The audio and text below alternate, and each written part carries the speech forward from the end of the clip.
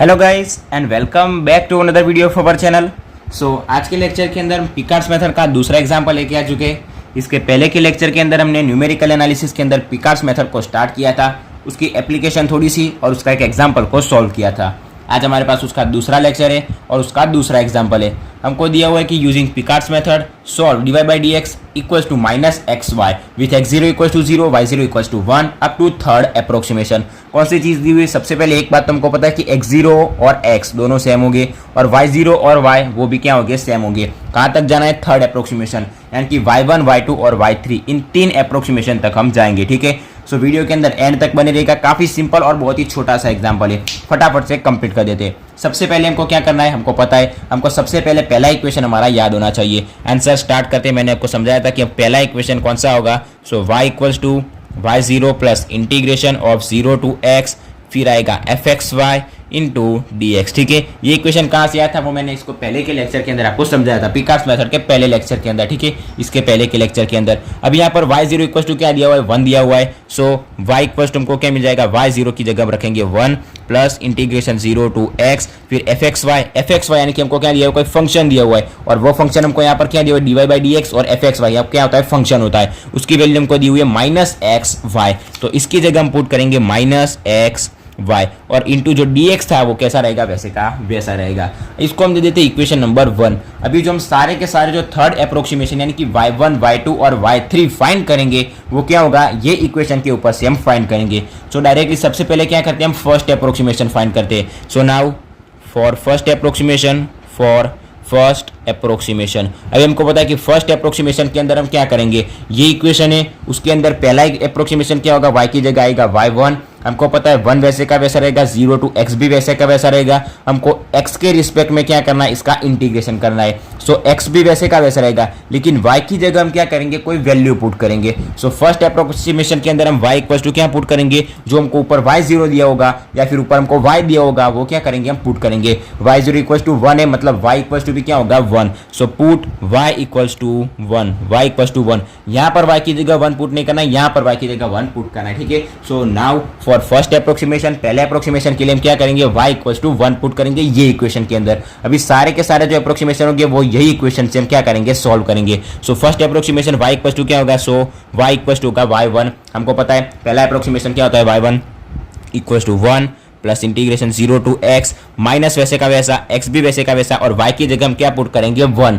सो y की जगह 1 put करेंगे, x इंटू 1 क्या होगा? x ही होगा। So into dx। ठीक है, अभी हमको पता है ये माइनस का ले जाते हैं, बाहर ले जाते। So equals to 1 minus integration 0 to x, यहाँ पर होगा हमारे पास x इंटू डी एक्स। अभी x का क्या करेंगे? हम इंटीग्रेशन करेंगे x के रिस्पेक्ट में। सो 1 माइनस x का इंटीग्रेशन क्या होगा? सो x स्क्वायर बाय 2। हमारे पास लिमिट क्या है? 0 टू x। मैंने आपको पहले के लेक्चर में भी बताया था, अगर कोई टर्म सिर्फ x के अंदर है, सिर्फ y के अंदर है और उसकी लिमिट 0 से x तक है, 0 से y तक है, सो जो हमारे पास आंसर आया था वही क्या होगा? हमारे लिमिट का आंसर होगा। सो इक्वल्स टू 1 माइनस, सबसे पहले x पुट करेंगे फिर 0 की कोई वैल्यू नहीं मिलेगी, सो हम क्या मिलेगा? x की वैल्यू पुट करेंगे, सो x स्क्वायर बाय 2। सो हमको क्या मिल गया? y1, यानी कि हमारा फर्स्ट अप्रोक्सीमेशन मिल गया। y1 equals to 1 minus x square by 2। अभी हम क्या करेंगे? सेकंड अप्रोक्सीमेशन फाइंड करेंगे और सेकंड अप्रोक्सीमेशन के अंदर हम क्या करेंगे? जब y इक्वल्स टू 1 पुट किया वह y इक्वल्स टू क्या पुट करेंगे? y1 पुट करेंगे। सो यहाँ पर हम लिखेंगे कि नाउ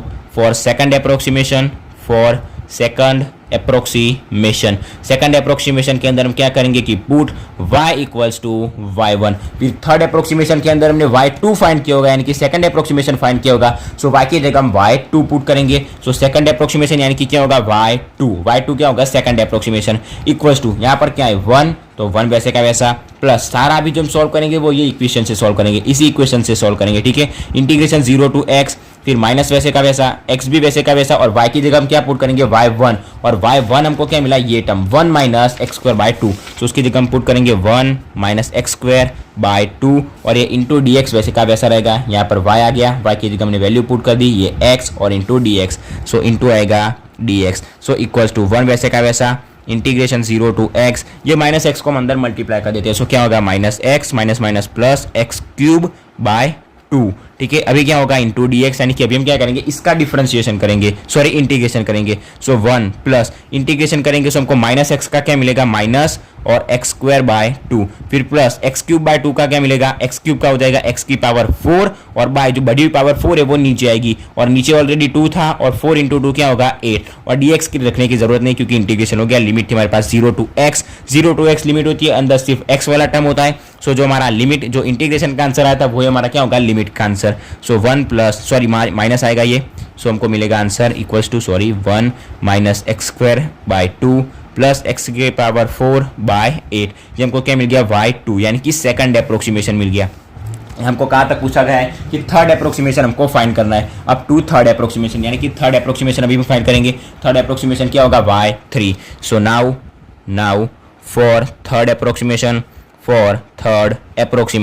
थर्ड अप्रोक्सीमेशन के लिए हम क्या लेंगे y इक्वल टू, अभी हमने क्या फाइंड किया y2 फाइंड किया, तो थर्ड अप्रोक्सीमेशन के अंदर y इक्वल टू हम क्या रखेंगे y2 रखेंगे। ऊपर जो वैल्यू फाइंड किए नीचे y के अंदर वही वैल्यू फाइंड पुट करनी है। So put y equal to भी y2 फाइंड किया तो y2 रख देंगे। सो क्या होगा सॉरी यहाँ पर हमारे पास क्या था equation y equal to 1 plus, so हमको मिलेगा y equal to 1 plus integration 0 to x फिर minus x y. So minus x into y की जगह हम क्या पुट करेंगे y2 और y2 हमारे पास क्या है ये टर्म।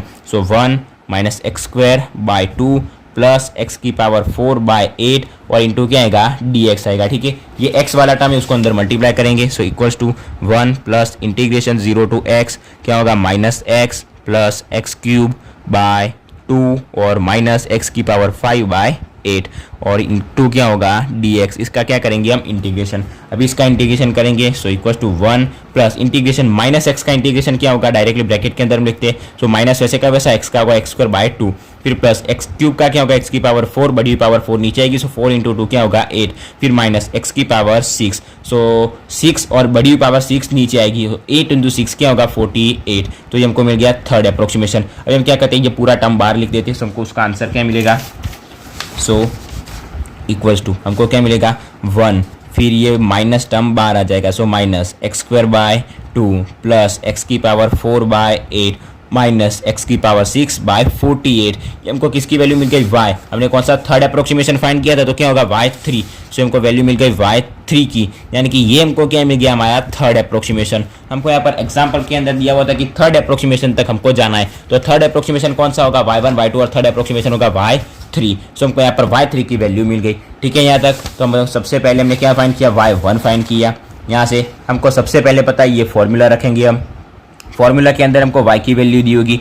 एक बात याद रखनी है y equals to y0 x equals to x0, ये बात हमको याद रखनी है पिकार्ड्स मेथड के अंदर। ठीक है, ये फॉर्मूला लिखा उसके अंदर y0 की वैल्यू हमको 1 दी हुई थी तो पुट कर दी। अभी सारा का सारा जो फैसला होगा वो यही इक्वेशन से हम करेंगे। fxy यानी कि हमको फंक्शन कौन सा दिया हुआ था माइनस एक्स वाई, सो यहाँ पर हमने माइनस एक्स वाई पुट कर दिया। ठीक है, अभी हम क्या करेंगे first approximation. So y equals to always हमको कोई की भी वैल्यू दी होगी। सो y इक्वल्स टू हमको 1 दिया होता तो यहाँ पर हम 1 पुट करेंगे। अगर y की वैल्यू यहाँ पर हमको 0 दी होती तो यहाँ पर हम क्या पुट करते 0 पुट करते। तो x इंटू वाई उसमें 0 नहीं आता, अगर x प्लस वाई होता है तो 0 दिया होता है। सो हमको क्या मिलता है सिर्फ x मिलता है। ठीक है, यहाँ पर y0 की वैल्यू 1 दी हुई थी। सो सबसे पहले फर्स्ट अप्रोक्सीमेशन में y इक्वल टू क्या रखेंगे 1। पहले ये बोला y इक्वल टू y0 क्या होगा y और y0 सेम होगा, x और x0 भी क्या होगा सेम होगा।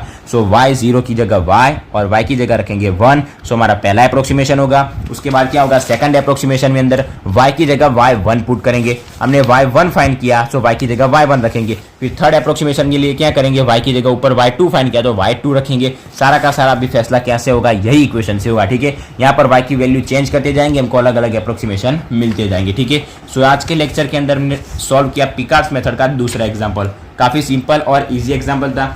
आशा रखता हूँ कि आपको पूरा का पूरा एग्जाम्पल A to Z पता चल गया होगा। इसके नेक्स्ट लेक्चर के अंदर हम एक और पिकार्ड्स मेथड का आखिरी एग्जाम्पल सॉल्व करेंगे, वो भी काफी सिंपल और इजी है। तो ये एग्जाम्पल के अंदर आपको पता चल गया होगा ऐसा मैं आशा रखता हूँ। ठीक है, सो वीडियो अच्छा लगा हो तो वीडियो को लाइक और शेयर जरूर से करना, और अगर चैनल पर नए हो तो चैनल को सब्सक्राइब भी जरूर से कर देना। So thanks for watching guys.